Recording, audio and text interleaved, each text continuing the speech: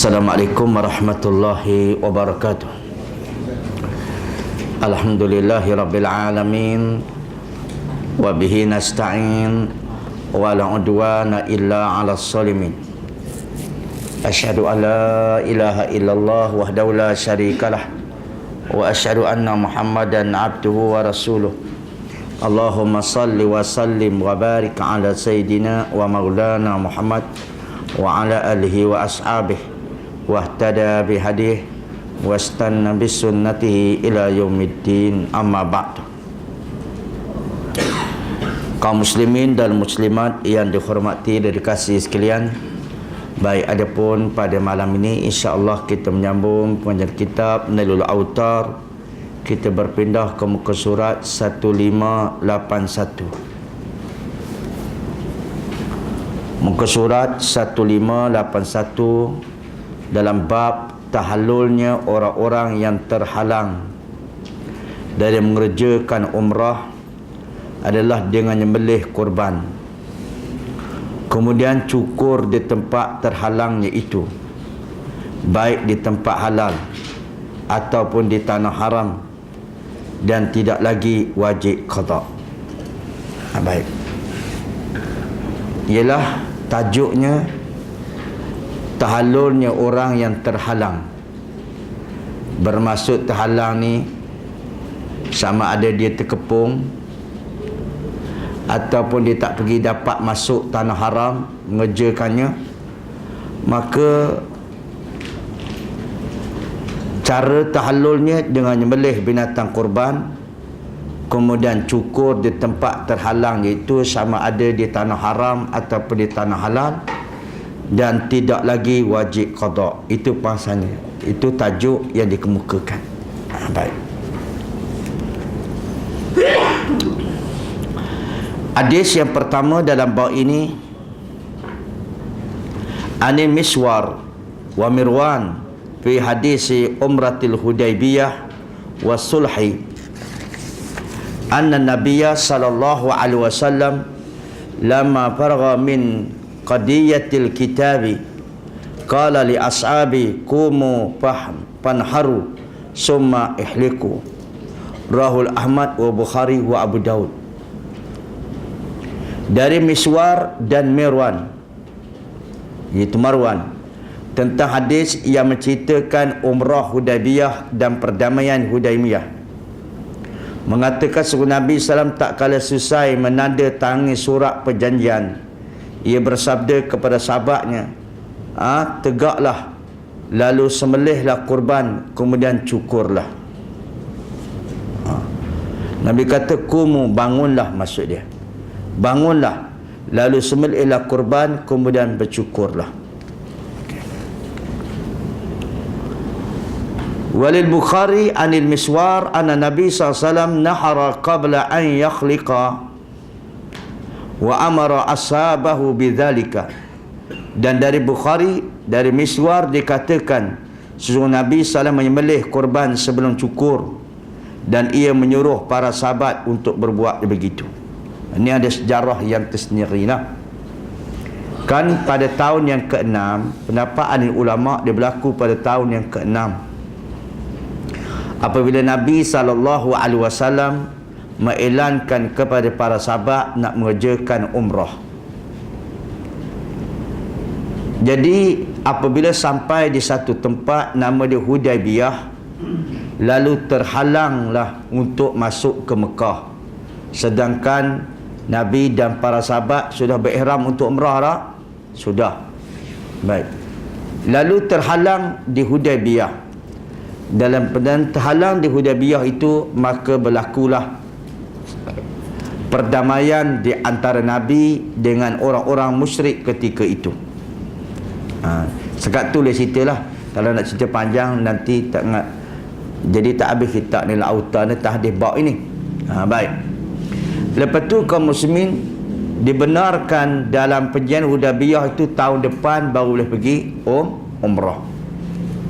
Maka dalam bab ini, maka Nabi SAW menyuruh para sahabat berkorban, iaitu kurban di sini kurban haji orang panggil. Tapi mungkin bahasa kita ni tak ada, dia panggil korban lah. Sedangkan itu berlaku kaum muslim bukan musim haji. Memang betul. Walaupun dia berlaku pada bulan Zulkaidah, tapi bukan masuk bulan haji lagi kaum muslimin dan muslimat kalian. Jadi ina korban di sini ialah dipanggilkan dalam bahasa Arab hal-hadiyu, dam haji dia panggil. Tapi kita ni panggil korban haji lah. Jadi lepas tu Nabi suruh para sahabat berkorban haji di tempat mana? Terkepung di Hudaibiyah. Baik. Dan pankharu summa ihliku. Lepas tu Nabi SAW suruh mereka ni bercukur atau gunting rambutnya. Okey. Dalam riwayat Imam Bukhari pula disebut anna Nabi SAW nahara qabla an yakhlika wa amara ashabahu bidzalika. Bahawa Nabi SAW ini iaitu dia berkorban dulu barulah bercukur. Bukan cukur dulu baru berkorban. Dan menyuruh para sahabat berbuat demikian. Baik. Tapi ada Nabi sensitif dalam masalah ini. Ketika mana Nabi suruh para sahabat menjadi korban untuk bayar, untuk menghalalkan, bayar dam lah, maka para sahabat tak nak buat ketika itu. Tak nak buat. Betul Nabi suruh lagi, mereka tak nak buat. Itu dia. Jadi akhirnya Nabi SAW masuklah ke rumah ataupun berjumpa satu kemah, iaitu tempat duduknya isteri dia, nama dia Ummu Salamah. Sebab Ummu Salamah ni dia sudah tua. Maka Nabi pun berkata pada Ummu Salamah, umat aku ni nak jadi orang Yahudi dah, Alul Kitabain, yang mana mereka dengar, mereka sami'na wa asaina. Lalu kata Ummu Salamah, ya Rasulullah, tidak. Kalau Rasulullah buat dulu, dan saya mereka akan buat. Kan?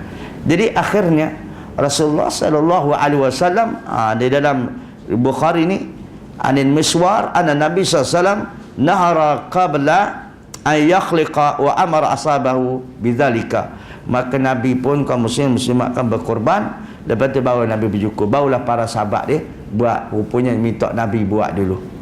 Itu dia. Baik. Jadi di sini satu dalilnya, terkepung tak terkepung?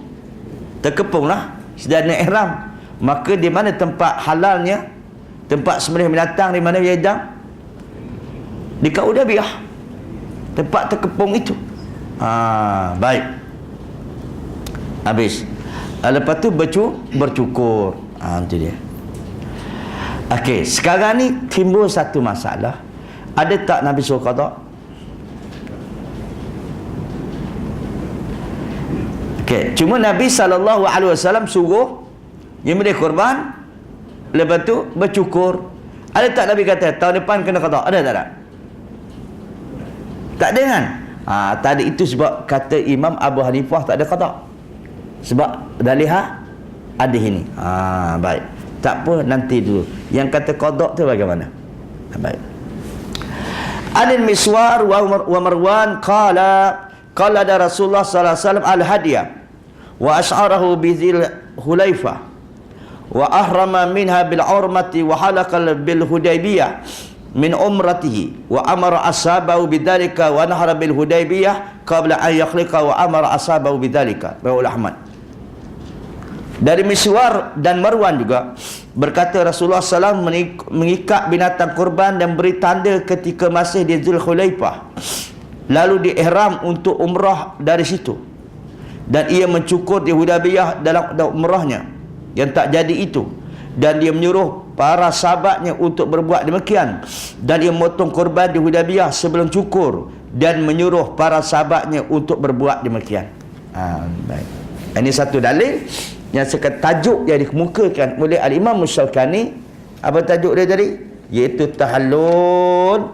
Orang yang terhalang dari mengerjakan umrah adalah dengan menyembelih kurban. Jadi orang yang terhalang sudah niat umrah adalah cara menghalalkan dengan menyembelih kurban cukur di tempat tahalangnya, itu baik di tanah haram atau di tanah halal, dan tidak lagi wajib qada. Sebab apa Nabi kata Imam Syafi'i tak wajib qada? Sebabnya Nabi suruh qada tak? Nabi tak suruh. Baik.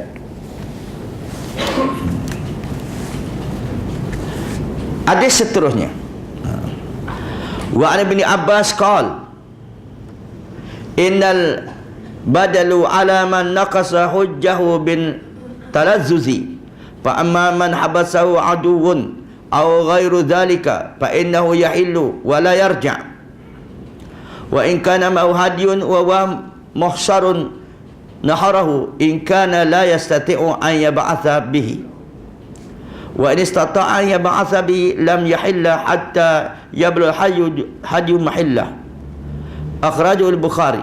Wa qala Malik wa ghairuhu yanharu hadiyahu wa yakhluqu fi ayyi mawdi'in kana wa la qada alayhi li'anna Nabi sallallahu alaihi wasallam wa ashabu bil Hudaybiyah naharu wa khalaqu wa hallu min kulli shay'in qabla tawafi wa qabla an yasila al-hadyu ila al-baiti summa lam yadhkur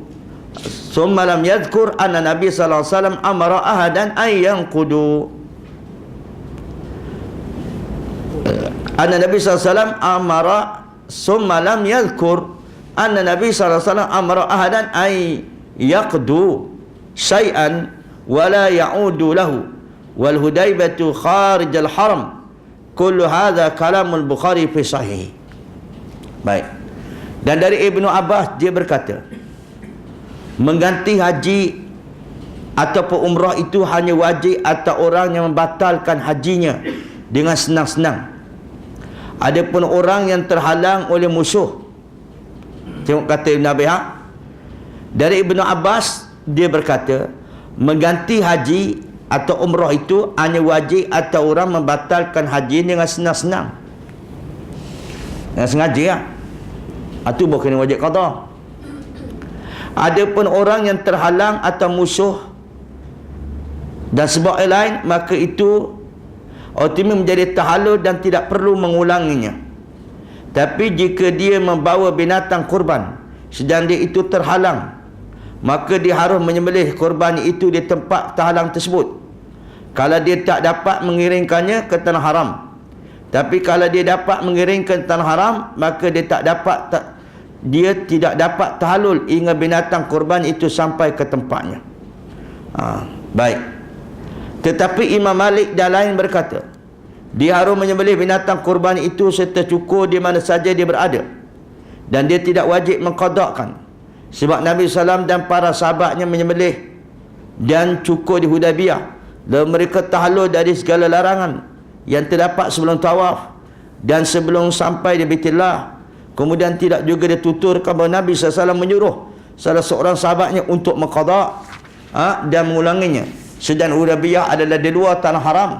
Semua itu disebut oleh Imam Bukhari dalam kitab sahihnya. Cuba kita buat perbincangan sedikit ya. Kata Ibnu Abbas, dia kata mana-mana haji dan umrah, kalau orang membatalkannya dengan senang-senang je, maka dia wajib qada. Tapi ada pun orang yang terhalang, dia tak sengaja terhalang, baik, maka dia menjadi tahallul dan tidak perlu mengulanginya. Kalau orang yang terhalang ni, dia sembelih binatang, betul tahallul, tak wajib mengulanginya. Ini kata Ibnu Abbas. Tapi jika dia membawa binatang kurban sedang dia terhalang, maka dia harus menyembelih kurban itu di tempat terhalangnya.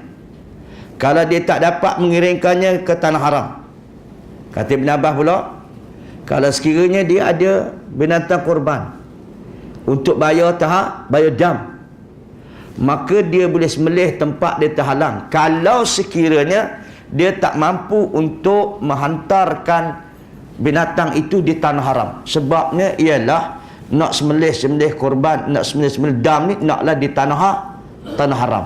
Kalau dia tak mampu, maka tak apa dia sembelih di tanah halal. Baik. Tapi kalau dia dapat mengiringnya ke tanah haram, maka dia tak dapat tahallul hingga binatang kurban itu sampai ke tempatnya. Tapi kalau dia ni mampu untuk letak binatang kurban itu sembelih di tanah haram, maka dia kena buat. Dia kena buat dan dia tak boleh tahallul lagi. Ni kata Ibnu Abbas. Baik. Tetapi Imam Malik radhiyallahu taala mengatakan dia harus menyembelih binatang kurban itu serta cukup di mana saja dia berada. Tak perlulah di tanah, tak perlu di tanah haram. Dan dia tidak wajib mengqadakkannya. Sebab apa? Nabi SAW yang mana tersekat di Hudaybiyah, sedangkan Hudaybiyah tanah haram ke tidak? Hudaybiyah tanah haram tidak? Hudaybiyah bukan tanah haram lagi. Kenapa Nabi SAW tidak menghantarnya binatang kurban itu ke tanah haram? Sudah cukup Nabi menyembelih kurbannya di Hudaybiyah, dan Nabi tidak menyuruh para sahabatnya menggantikan umrahnya itu. Ini kata Imam Malik. Baik. Sekarang kita ikut penjelasan. Syarih berkata, kata mengganti dalam hadis tersebut maksudnya ia mengqadakkan haji atau umrah kerana ada halangan ini. Inilah pendapat jumhur, dan orang yang mewajibkan qada ini beralasan dengan hadis Hajjaj bin Amr, dan sini letak terjadinya perbezaan pendapat itu. Pendapat jumhur ulama bahawa orang yang terhalang ini, sama ada sengaja atau tidak, maka untuk menghalalkan ihram dia kena sembelih, lepas tu dia kena tahallul. Sama ada tanah haram dan tanah haram, dan dia wajib qada. Dia wajib qada. Ini pendapat jumhur.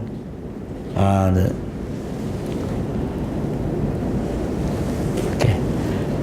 Beralasan dengan hadis Hajjaj bin Amr, dan di sini letak terjadi perbezaan pendapat. Ibnu Qayyim rahimahullahu taala dalam kitab Zadul Ma'ad kata, Nabi pergi umrah ni 4 kali ya. Dalam hidup Nabi SAW mengerjakan umrah ni 4 kali saja dalam umur Nabi. Semuanya berlaku dalam bulan Zulkaidah. Semua berlaku bulan Zulkaidah. Sekarang kenapa Nabi buat umrah pada bulan Zulkaidah, sedangkan itu bulan haji? Kamu haji 3 bulan kan? Syawal, Zulkaidah dan Zulhijjah. Kenapa Nabi buat umrah? Kenapa Nabi tak buat haji? Jawapannya kaum muslimin ada 2 jawapan. Jawapan pertama, untuk menyangkal pegangan orang jahiliyah mengatakan bahawa siapa yang bulan haji buat umrah saja tak buat haji adalah keji. Keji. Maka atas dasar ini Nabi menolak sangkaan orang jahiliyah itu. Nabi buat umrah saja. Ini satu pendapat. Jadi atas dasar ni lah, kalau kita bulan haji ni, kaum muslimin ni bulan haji kan, orang ni aku tak nak pergi haji, nak buat umrah saja 2 minggu betul balik. Boleh tak boleh? Yes, boleh. Tapi rugi-warugilah. Itu dia. Dan yang keduanya pula, kenapa Nabi pergi umrah saja bulan haji? Zulkaidah, kerana ketika tu haji tidak disangka, tidak diwajibkan lagi. Baik. Jadi rintitan dalam sejarah Nabi mengerjakan umrah 4 kali. Yang pertama, umrah tahun yang ke-6. Itu Hudaybiyah tu. Yang kedua, tahun yang ke-7 setelah Hudaybiyah. Ini kata Ibnu Qayyim umrah qada. Umrah qada. Kerana sebab tahun yang ke-6 tu tersekat kan. Jadi itu kata dan pergi tahun ke-7, ini umrah qada. Dan yang ketiga adalah kaum muslimin dan muslimat kalian, iaitu umrah bersama dengan haji. Sudah tentu lagi umrah, tentu ada haji. Yang keempat adalah kaum muslimin dan muslimat kalian, bila Nabi balik daripada peperangan Hunain. Itu Nabi buat umrah. Okey, 4 rintitan. Jadi sekarang ni ialah menjadi perbincangan di kalangan alim ulama, ialah adakah orang yang terkepung ini, adakah kena qada haji dia, qada umrah dia atau qada haji dia? Itu dia.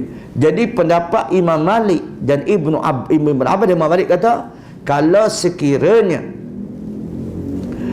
dengan bersenang-senang saja begitu, maka dia wajib mengqadakkannya. Tapi kalau dia terkepung, maka tak wajib qadaklah haji dia atau umrah dia. Ia pendapat apa? Ibnu Abbas dan juga Imam Malik. Tapi pendapat jumhur ulama kena qada. Sebab Ibnu Qayyim pun kata begitu juga. Baik. Ini jadi perbezaan.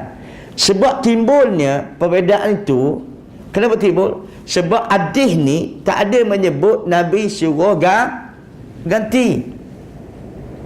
Itu dia. Tapi kenapa Ibnu Qayyim dan juga ulama mengatakan bahawa sesungguhnya Nabi ganti? Sebabnya lepas tahun ke-6 tu, tahun ke-7 Nabi buat umrah sekali lagi. Itu mereka mengatakan adalah umrah ganti. Qada. Okey. Boleh faham tu? Okey. Selanjutnya ia berkata, adapun orang yang tidak mewajibkan qada beralasan kerana Nabi SAW tidak menyuruh para sahabat yang turut terhalang di Hudaybiyah itu untuk mengqada. Kalau sekiranya qada itu mesti dikerjakan, nanti Nabi SAW menyuruhnya. Tak ada dan adik. Cuma Nabi kata apa dia? Nabi suruh kaum muslimin muslimat kalian berkurban, lepas tu bercukur. Ada Nabi kata tak lepas lagi? Tak ada. Atas dasar itu mereka ambil dalil. Baik. Kita tengok pembahasan ulama lain pula.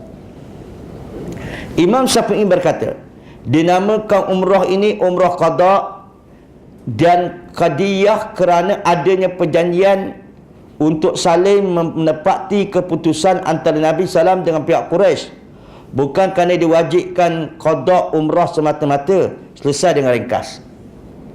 Baik. Kata Imam Syafi'i, wujudnya umrah qada tu iaitu qada dan qadiyah. Qadiyah ni ialah kaum muslimin dan muslimat kalau perjanjian Nabi dengan orang musyrik. Dan pula Nabi pergi tahun selepasnya itu bukan sekadar perjanjian saja, termasuklah untuk menunaikan umrah qada. Itu dia. Itu kata Imam Syafi'i. Sekarang mari kita tengok pendapat ulama lain. Jadi pening juga tu. Imam Ibn Taymiyah berkata dalam kitabnya Ikhtiyarat, orang-orang yang terhalang kerana sakit atau kehabisan nafkah sama dengan orang yang terhalang oleh musuh, yang terkepung oleh musuh. Ini adalah salah satu daripada dua riwayat dari Imam Ahmad. Yang seperti itu ialah perempuan yang sedang haid, dia tak dapat diganti dan haram melakukan tawaf serta kembali ke rumah padahal dia belum tawaf sebelumnya, baik tawaf kudung kerana tidak tahu ataupun memang kerana dia tidak mampu melakukan tawaf atau kawan yang mendampinginya itu tidak ada. Tapi muhsar, orang yang terhalang, ini diharuskan membayar dam menurut riwayat lebih sah, tapi tidak wajib qada haji kalau haji itu adalah haji sunat.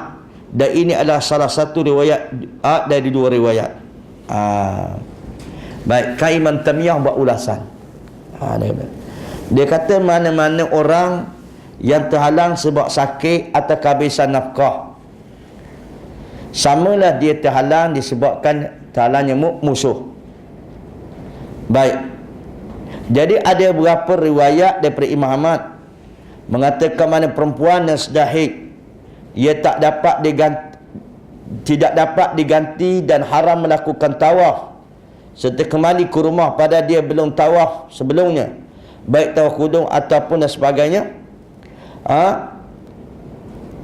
maka dia tak mampu melakukan tawaf atau kawan yang damping itu tidak ada, tapi baik, dia tak perlu qada. Tapi bagi muhsar, orang terhalang itu diharuskan membawa dam menurut riwayat lebih sah, tapi tidak ada qada haji ataupun kalau haji itu adalah haji yang sunat. Baik, sekarang kita bincang. Ada satu bab ya, tengok ya. Okey. Kita ambil pendapat Imam Ahmad. Ini kata Imam Ahmad ada orang-orang yang terhalang kerana sakit atau kehabisan nafkah sama dengan orang yang terhalang oleh musuh. Jadi orang macam ni dia kena sembelih kurban dan dia bercukur, bertahlul. Orang sakit atau apa. Ini salah satu daripada dua riwayat dari Imam Ahmad.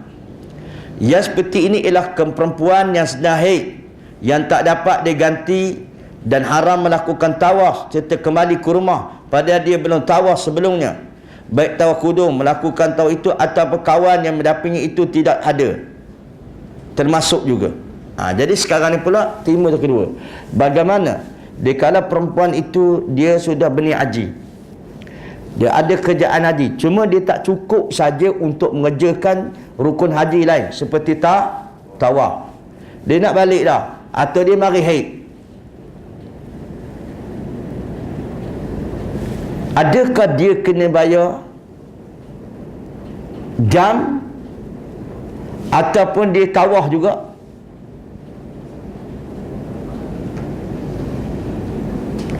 Okey, soalannya berbunyi begini. Kita buat soalan cantik-cantik sikit lah. Nampak lembek je kaum muslim-muslimat.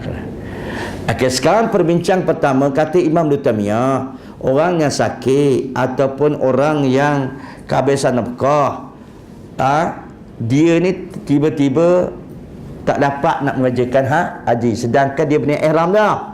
Dia ni termasuk daripada orang yang terkepung. Jadi bahagian ini, orang yang sakit tadi, habis nafkah, dia tak boleh masuk Mekah dah kerana habis bekalan dia, tersakit. Orang ni sepertilah keadaan orang yang terkepung. Jadi orang terkepung dia kena bayar dam, dia kena korban dan tahallul. Baik. Dan dia ni tak wajib qada. Boleh faham tu? Ini satu pendapat. Baik.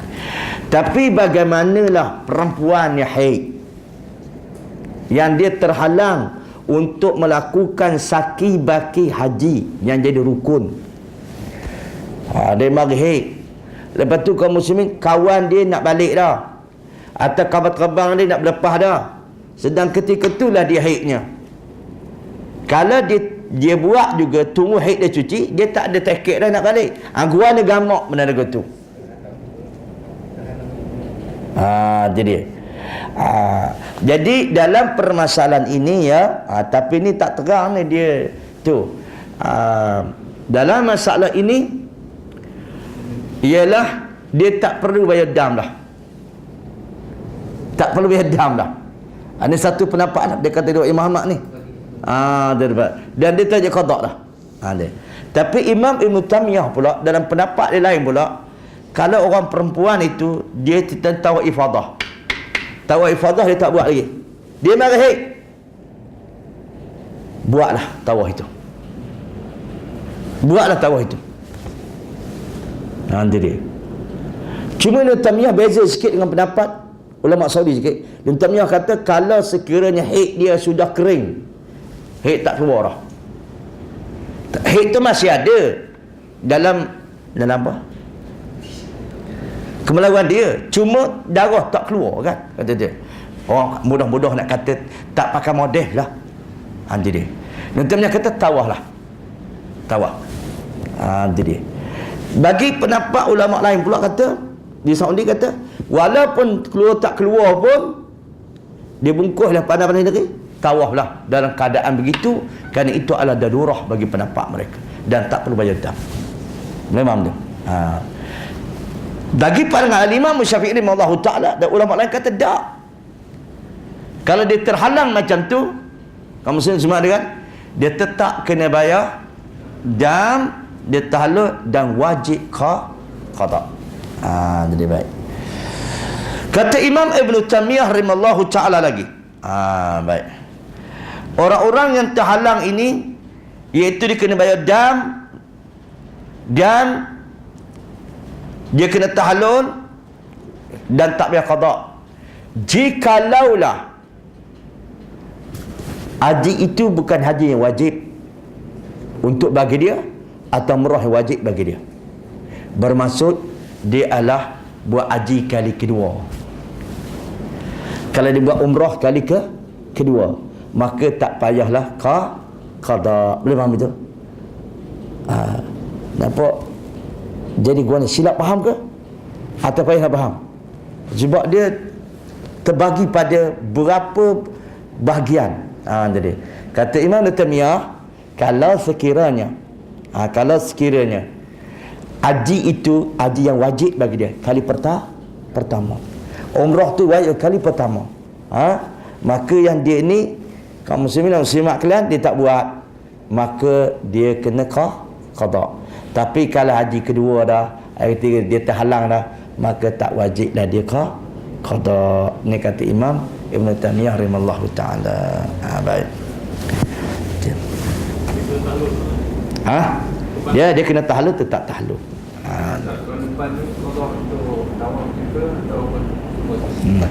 Kalau dia kaum muslimin dan muslimat kalau dia nak qada untuk tawaf tu je pun boleh.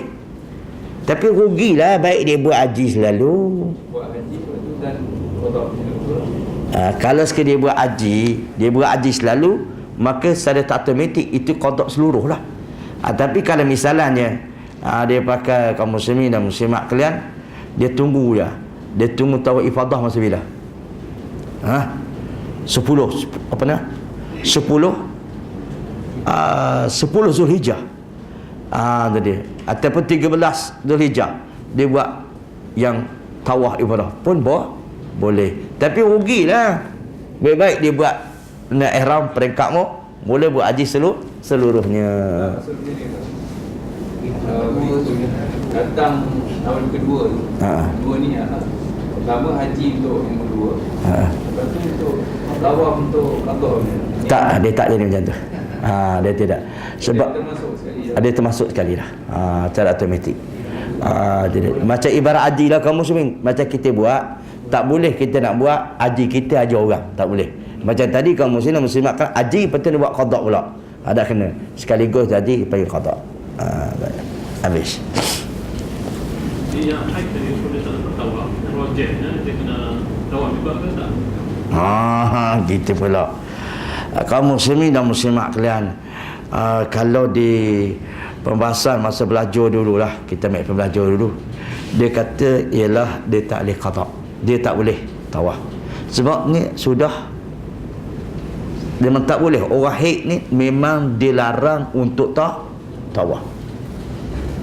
Tawaf. Jadi bagi dia ialah kaum muslimin dan muslimat kalian, dia bayar dam, lepas tu dia ganti tahun depan kalau sekiranya ada kemampuan. Boleh faham tu?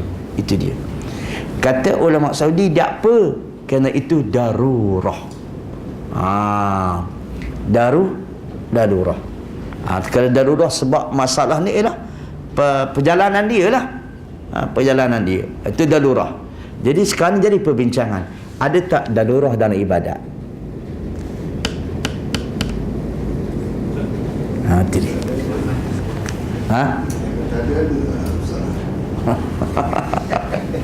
Mana mufti koperasi polis tak mari malam ni. Jadi jadi akhirnya kata ulama-ulama yang kata darurah tidak ada dalam ibadat. Dia kata lepas tu ulama Saudi kata hang kena bawa dalil pula yang bahawa sebenarnya tak ada darurah dalam ibadat. Apa kat senyap begitu? Kat senyap gitu.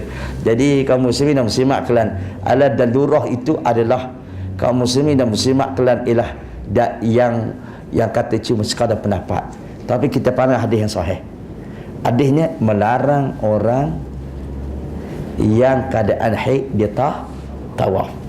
Jadi kalau profesor saya kata tu tapi kalau yang untuk umrah cukup sekali melambai kan kita tawaf kan. Tapi kalau haji mana boleh lah. Kalau umrah tawaf untuk umrah mana dia boleh, kita boleh kalau kita sekadar kita nak pergi tak payah tawaf kita lambai kan. Kalau untuk maknanya pendapatnya ulama. Kalau sekiranya umrah orang yang dalam keadaan begitu cukup sekadar kita pergi tak payah tawaf. Tak payah tawaf. Sebab Tadi lah masalah dia. kembali. Adakah dalam keadaan umrah tu tawaf itu rukun ke tidak? Rukun. Dia rukun. Sama kira kan? Dia sama kes. Kecuali tahu kudung tu lah. Tak kudung tak apa. Jadi saya katakan fatwa terbaru. Ini fatwa terbaru. Bukan Ibn Taymiyah, dia kata kalau haid itu sudah kering, dia kata tawaf lah, tak jadi masalah, dan dia apa ni, tak perlulah ganti. Kerana Ibn Taymiyah kata. Jadi yang sekarang ni dia kata yang terbaru ni pula, yang terbaru ni dia kata tak kisahlah haid, dia darah keluar ke, dia pakai lah, dia pada itu teruslah tawaf. Ini adalah darurah. Jadi orang berbincangkan, adakah darurah dan ada dalam ibadat? Ada dalam ibadat. Dia kata. Jadi tak ada orang kata. Dia kata ada tak satu dalil yang kata tak ada. Tu jadi pening tu kaum muslimin dan muslimat kelan. Jadi wala bagaimanapun kaum muslimin muslimat kelan dia kembali pada hukum asal. Hukum asal pada dia iaitu kaum muslimin dilarang bagi perempuan adalah tawaf dalam keadaan haid. Dia kembali kepada asal. Walaupun itu segala pendapat pembahasan, dia yang sedaknya kaum muslimin kembali daripada yang asal. Lepas tu ada kesempatan pergilah pula. Boleh faham tu? Jadi itu ada pembahasan. Pakistan betul lah. Ya. Salam kesan lah gitu. Baik. Okey ya. Baik. Kalau tidak kaum muslimin dan muslimat kalian, dia satu ada cerita kan. Ingat tak satu hadis yang lain? Memang tawaf wida' atau tawaf wada' ni di antara wajib haji. Wajib haji. Okay. Sedangkan yang isteri Nabi, yang salah seorang yang pergi sekali dengan Nabi itu untuk menunaikan haji, lepas tu nak balik dah. Sedangkan dia mari haid. Dia mari haid. Tapi dia sempat melakukan tawaf ifadah. Lalu bila dia bertanya pada Aisyah, Aisyah tanya Nabi, tawaf ifadah, tawaf wida' itu masuk dalam tawaf apa nama? Tawaf ifadah dah. Dia tak perlulah bagi perempuan buat tawaf wida'. Jadi ulama Pakistan kata, kalau tu benda tu wajib haji, apa salahnya buat darurah? Rasulullah kan suruh buat. Kenapa boleh masuk situ dah? Boleh faham tu? Itu dia. Maka secara automatik tawaf tu termasuk tawaf ibadah tu, sekali tawaf wida' termasuk ibadah. Tapi kalau benda tu tidak termasuk, boleh tak kamu semua? Boleh tak buat tawaf wida'? Boleh. Kalau sekiranya kalau buat daru, tapi Nabi tak suruh. Tak suruh pun. Ni dalil kekuatan. Memang tu. Jadi wallahu a'lam, kaum muslimin ada perbincangan. Tapi siapakah kita cuma belajar saja. Tapi lebih saya mirip nampak ulama Pakistan lah. Dia kata kita kembali pada asal, tak boleh nak tawaf, dan bagi dia bayarlah dam. Lepas tu dia tunggulah tahun hadapan kalau ada kemampuan dan sebagainya. Boleh faham tu? Itu jaga dia. Tapi kita menghormati pendapat ulama yang lain. Dan seterusnya ialah bab abwabul hadaya wal ahdiyah. Bab hadiah, hadiah, bukan hadiah ni, hadiah maksudnya ialah dam haji dan juga korban. Cantik sangatlah masuknya, tapi apa nama, minggu depan lah insya-Allah. Minggu depan raya dia. Boleh lagi dia ketiga dah, boleh lagi insya-Allah. Hadaya.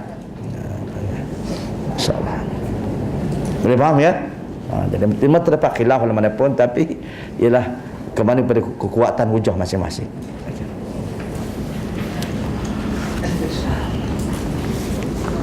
Subhanakallahumma wa bihamdik, asyhadu an la ilaha illa anta wa astaghfiruka wa atubu ilaik. Assalamualaikum warahmatullahi wabarakatuh.